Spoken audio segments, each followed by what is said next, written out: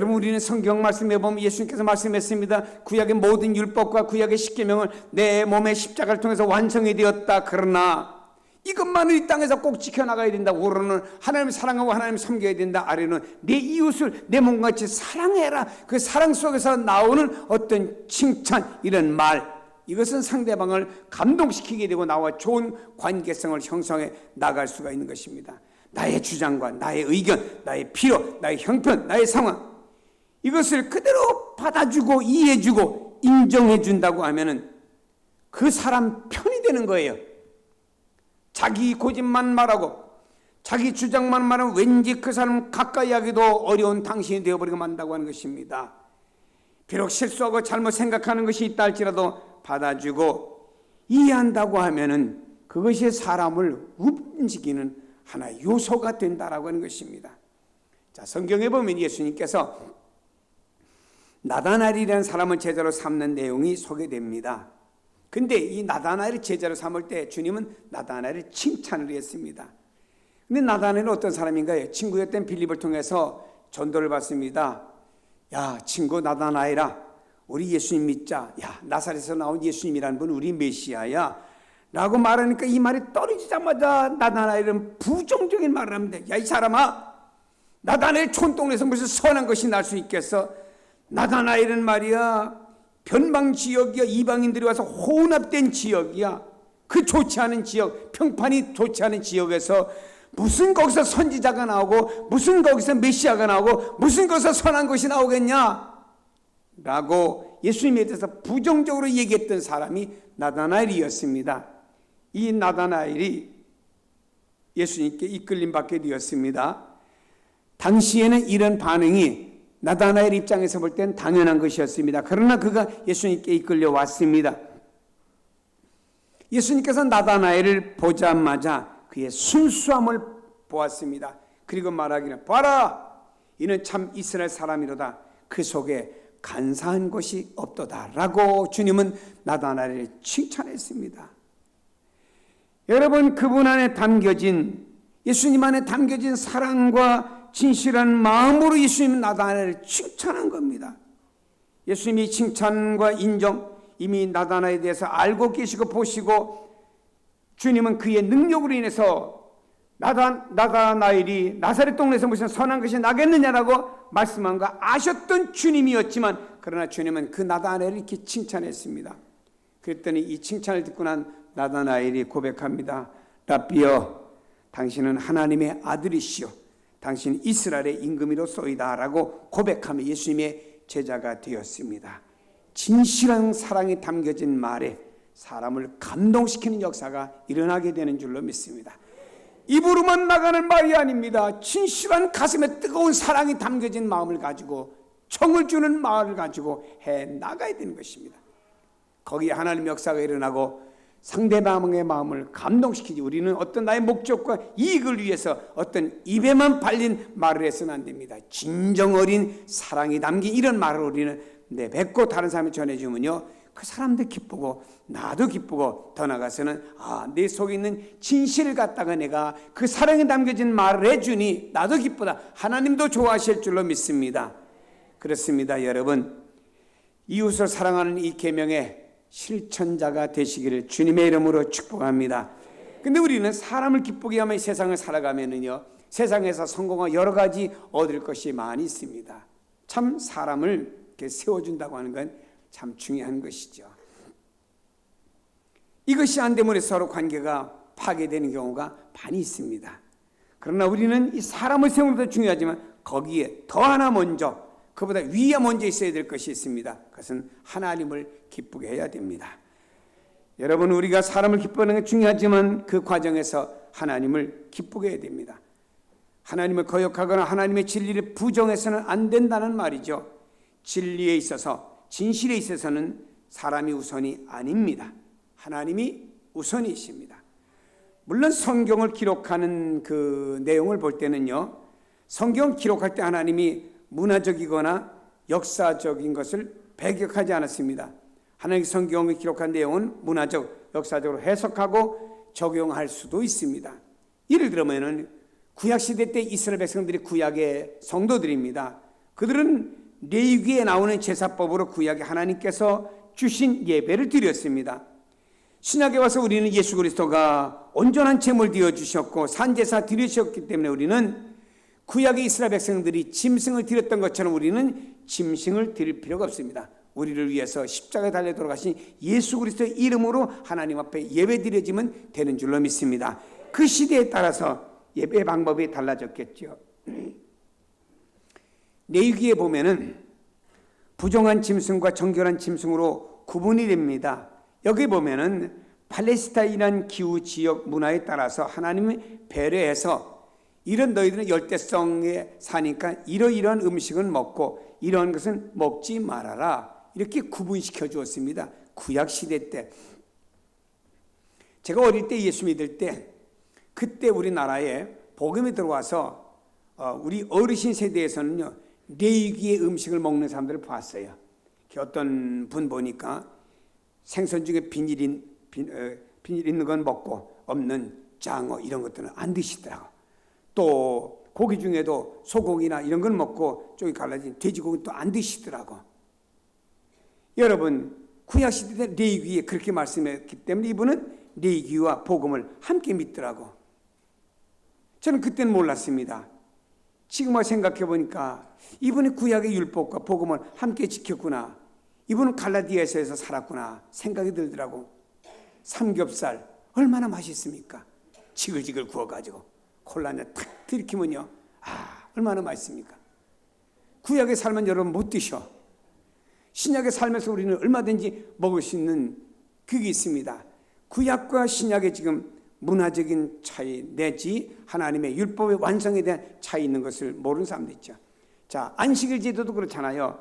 구약시대 때 안식일을 지켰습니다. 그러나 예수 그리스도 이후에 와서 주님의 제자들은요 유대인들이었기 때문에 안식일과 주일을 병행해 지키다가 그 세대에 오면서는 안식일은 이미 예수님에게 와서 완성되었고 그림자는 온전한 것이 오면은 지워지기 때문에 예수 그리스도 완성되었기 때문에 신약에 가서 예수님 부활 이후에는 사람들이 주일을 성일로 지키지 않습니까? 여러분 어떤 분들은 예배 시간에 머리를 쓰는 분이 있어요. 특별히 캐톨릭에 가면 예배 시간에 머리를 쓰는 분들이 있습니다. 그건 왜 씁니까? 성경에 바울이 고린도 지역의 풍습에 따라서 고린도 지역 풍습을 인정하기 위해서 여인들이 교회 들어올 때 머리에 수건을 쓰게 한 겁니다. 지금 고린도가 아닙니다. 여기가. 왜 머리에 수건을 써요? 벗으세요. 밖에 나가 스카프 쓰는 건 말하지 않습니다. 신앙적으로 쓰는 건 쓸 필요가 없다 이 말이죠. 왜냐? 고린도 지역의 풍습이었기 때문에 그 당시에 썼다 이런 얘기입니다. 여금 복음은 문화의 옷을 입게 되어 있습니다. 하지만 복음의 핵심은 변해서는 안 된다고 하는 거예요. 복음이 전해지는 과정 속에 옷을 입어야 된다고 하면은 그 나라 그 지역 상황에 맞는 문화의 옷을 입을 수밖에 없었습니다. 복음이 중국에 들어왔을 때 중국이란 나라는 아편으로 망가졌습니다. 그래서 복음이 들어오면서 복음 안에서 중국 교회는 아편을 금했습니다. 이 복음이 대한민국에 들어오면서 대한민국에 보니까 술, 담배, 축첩제들은 망가지고 있습니다. 그래서 선교사들이 와서 술과 담배와 축첩제들을 금한 거죠. 복음이 그 나라에 들어가면서 그 나라에 맞게 옷을 갈아입었습니다마는 성경의 내용, 복음의 핵심은 어느 나라에 가든지 간에 변할 수가 없는 것입니다. 예수 그리스도의 십자가와 부활을 통하여 구원 얻는 내용은 어느 나라 가든지 그 본질을 변할 수가 없는 것이고 그 본질 앞에 우리는 냉정하고 발라야 된다는 사실을 믿기를 바랍니다. 사랑하는 여러분이요, 요즘에 보면은 동성애 참 대단합니다. 저는 동성애자들 하면은 머리가 이렇게 히피같이 되고 남자로 보니까 쇠 막 이러고 이런 줄 알았어요. 제가 한번 호주에 부흥회를 갔습니다. 그 목사님이 나오셔가지고 강사 목사님 오시는데 호텔 잠들어 혼났다 그랬답니다. 왜 그러냐 했더니 제가 가는 그 주간에 전 세계에 있는 동성애자들이 와서 호주에서 총회를 한대요. 그래서 제가 길거리 지나면서 구경했습니다. 누가 동성애자인가? 근데 깔끔하게 생겼더라고요. 그 목사님한테 왜 이렇게 이상하게 생긴 사람이 없냐 물었더니 그 목사님이 이렇게 대답해요. 목사님, 동성애자들은요, 국회의원도 있고요, 장관도 있고요, 교수도 있고요, 엘리트급도 상당합니다 그러더라고요. 그때서는 동성애자들은 외형이 이렇게 히피처럼 머리를 하고 뭐 시험기를 잃지 않은 사람도 있다라는 사실은 그때서 알았어요. 여러분, 동성애자가 결혼을 했습니다. 혼인신고 하려고 했다고 하는 소식도 신문에 전해진 것을 들어봤어요. 미국에서는 동성애 결혼을 허용한 주가 있지요. 미국의 어떤 교회들은 동성애 찬성한다? 찬성한 교회도 있습니다. 정치인들 동성애자들의 표를 얻기 위해서 지지하고 찬성합니다. 그러나 교회가 동성애자들에 대해서 인정하고 지지하는 것에 대해서 여러분 어떻게 생각하실까요? 여러분 나는 어떻게 생각하실까요? 저는 개인의 생각을 말하지 않고 성경적으로 견해를 말씀하고 싶습니다. 여러분, 동성애자들 사람을 기쁘게 할 뿐입니다. 물론 그 사람을 하나님도 사랑하십니다. 왜? 하나님 죄인을 긍휼히 여기시는 하나님이시기 때문입니다. 그러므로 동성애자들에 대해서도 하나님께서 그들에 대한 안타까운 마음을 가지고 주님께로 나오기를 원하는 마음은 신앙 안에서 있습니다. 그러나 우리가 동성애자들에 대해서 성경적으로 용납해서는 안 되죠. 왜냐? 소돔과 고모라 성이 왜 망했습니까? 그들은 동성연애 때문에 망한 지역이 소돔과 고모라 성이고요. 성경에 보면 이스라엘에는요, 남자 창녀 제도가 있었습니다. 그래가지고 하나님께서 엄격하게 성경에 정죄를 했습니다. 그것을 오늘날 사람들이 인정한다? 그럼 엄격하게 성경에 정죄한 것을 사람이 인정한다? 그 사람은 복음의 사람이겠느냐? 그거는 아니다 이 말입니다. 여러분, 우리가 성경 말씀의 창조의 원리, 하나님께서 남자와 여자를 만들었다고 그랬어요. 에덴 동산에 살게 했다고 말씀했습니다. 하나님께서 남자끼리 살아라 여자끼리 살아라 말씀하지 않았다 이 말이에요. 여러분, 그러나 우리가 그 동성애자들, 그 영혼들에 대한 안타까운 마음을 가지고 그들에게 하나님의 사랑을 가지고 접근해서 그들을 주님께로 인도하는 일을 해야 됩니다. 우리가 가져야 될 태도는 이거지요. 성경의 본질을 왜곡하면서 그들을 인정하는 것은 아니고, 동성애자들에 대해서 성경은 금했으나 그들에게도 긍휼, 불쌍히 여기는 마음을 가지고 그들을 위해 기도하며 그들이 성경적으로 앞으로 돌아오도록 기도해 주는 역할은 해야 되겠지요. 사랑하는 여러분, 복음과 진리가 온전히 지켜질 때 생명이 있고 거긴 역사가 있습니다. 초대교회의 모습을 보세요. 베드로와 사도들이 복음을 전하다 대제사장과 바리새인들이 팔칵 이렇게 아주 핍박을 합니다. 사내들인 공의회, 우리나라 같으면 종교 재판은 국회에 그를 불러다 놓고 신문하고 협박하고 심지어는 매질까지 하고 감옥에까지 가두었습니다. 그러나 사도들은 이런 상황 속에서 너희들이 복음만 안 외치면 된다라고 말했건만, 이런 상황에서 사도들은 뭐라 했습니까? 하나님 앞에서 너희들이 말을 듣는 것이 하나님의 말씀을 듣는 것보다 옳은가 판단하라. 우리는 보고 들은 바 예수 그리스도의 십자가와 부활을 전하지 않을 수가 없다라고 하며 전했습니다. 불이익을 당해도 전했습니다. 타협하지 않았습니다. 복음은 타협할 수가 없습니다. 복음은 물러설 수가 없습니다. 오직 복음만 전했다라고 하는 것입니다. 복음 안에 생명이 있고 역사가 있고 축복이 있는 줄로 믿기를 바랍니다. 그러면 사랑하는 여러분들이 바른 복음을 알고 믿고 그 안에 들어온 것, 그 복음의 축복을 받은 것을 하나님 앞에 감사하시길 바랍니다. 참 감사하세요, 마음으로. 요즘에 어떤 이단에 보니까요, 그 이단에 들어가면요, 이렇게 뭐 증을 하나 준답니다. 학생증도 아니고 사원증도 아니고 뭐 증이냐? 영생증. 거기 이렇게 써 있습니다.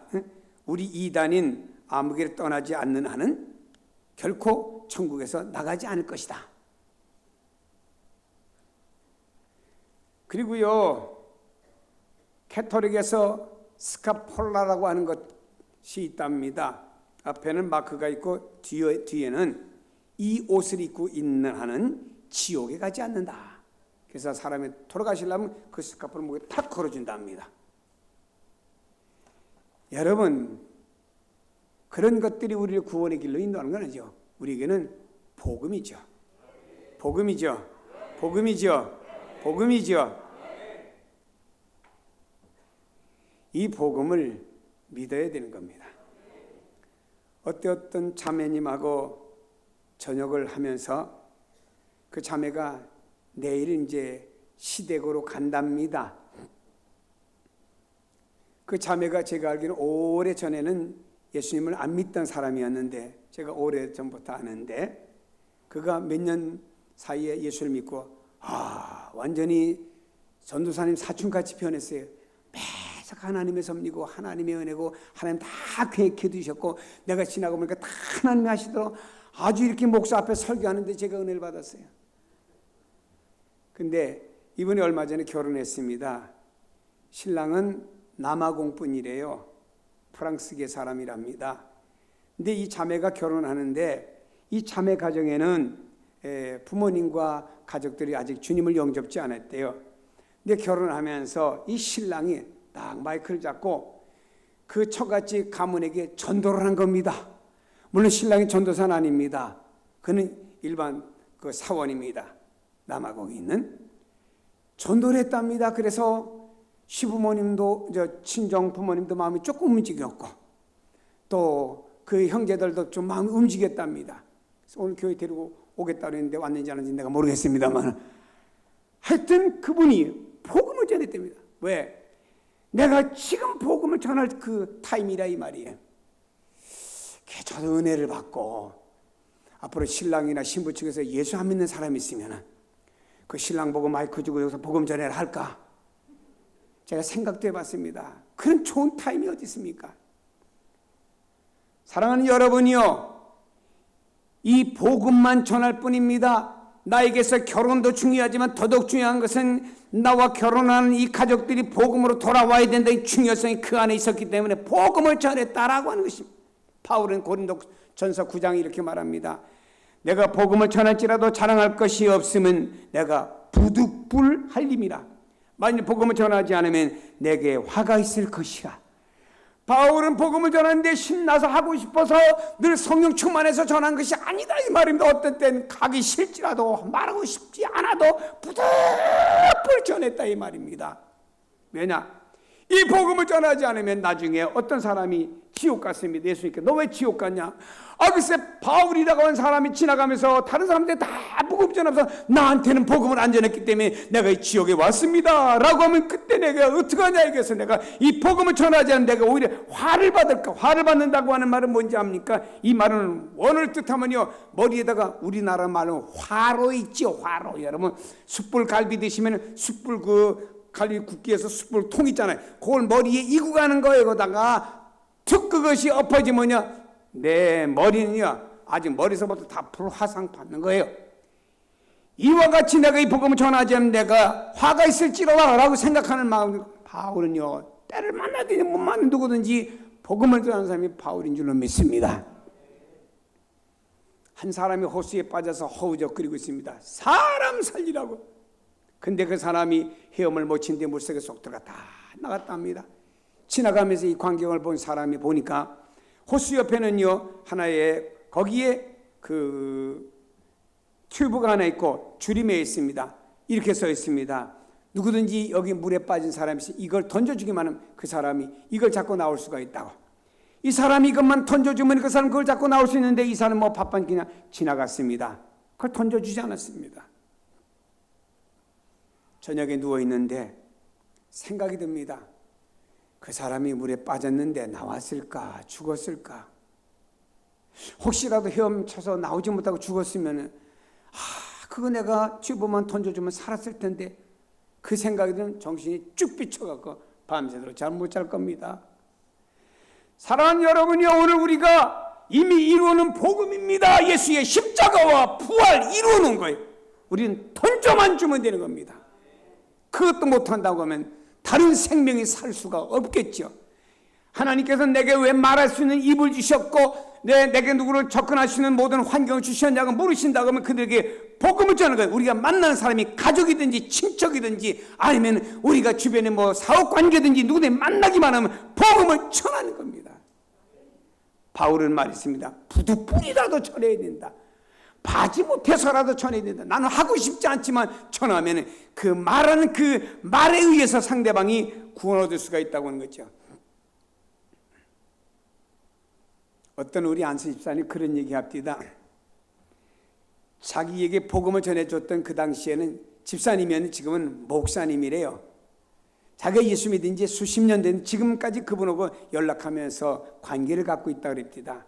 안수 집사님 말하기 자기 그분에게 참 고마운 마음을 품대요. 자기 술도 잘 먹었답니다. 성격이 포악했답니다. 근데 그런 자기를 그분이 주님께로 인도해 주었대요. 오늘의 자기가 된 것은 하나님의 은혜지만 그러나 그분이 있었기 때문에 자기가 오늘이 있게 되었다라고 고백하는 내용을 듣고 이야, 누구에게든지 복음을 전한다고 하는 것이 이렇게 중요하구나 하는 사실을 깨닫게 되었습니다. 사랑하는 여러분, 어느 땐가 TV에 나와서 우리의 마음을 한번 울컥하게 한 내용 하나가 있었습니다. 선교지에서 고치지 못하는 어떤 아이의 몸에 불치의 병을 선교사 한국으로 데려왔습니다. 그 아이를 고치기 위해서 의료진들이 몇 번 수술을 했습니다. 그리고 그 아이를 다 고쳤습니다. 이것이 TV 탐에서 사람들이 성금을 보내줘가지고 수천만 원의 병원비도 다 해결이 되었습니다. 이 아이가 고국으로 돌아가기 전에 공항에서 기자에게 인터뷰를 했습니다. TV로 방영되는데 어린 아이가 눈물 흘리면서 자기는 이 병으로 죽을 수밖에 없는 어린 아이였는데 한국의 좋은 의사님들 만나서 의사들이 고쳐줘서 고맙다라고. 그의 어머니는 자기 아들을 이 병 때문에 불구될 수밖에 없는데 고쳐 고맙다고 간증했습니다. 그리고요, 그 아이가 너니 다음에 커서 뭐가 될래? 저도요 돌아가서 훌륭한 의사가 되어서 우리 지역에 고통받는 아이들을 고쳐주겠습니다 라고 하면서 우리 가슴을 뭉클하게 했습니다. 그 아이 고치는 장면들 다큐와 같이 나왔는데 의료진들, 거기에 많은 의사분들, 많은 간호사분 달라붙다고 한 생명 고치기 위해서 얼마나 애쓰는지. 그때는 말입니다, 이분들이 그분을 수술하기 위해서 말입니다, 모든 의료 장비 다 동원해 갖고 애쓰는 그 모습. 1시간, 2시간이 아니었으면 한 사람을 수술하는데 10시간씩 시간을 투자했습니다.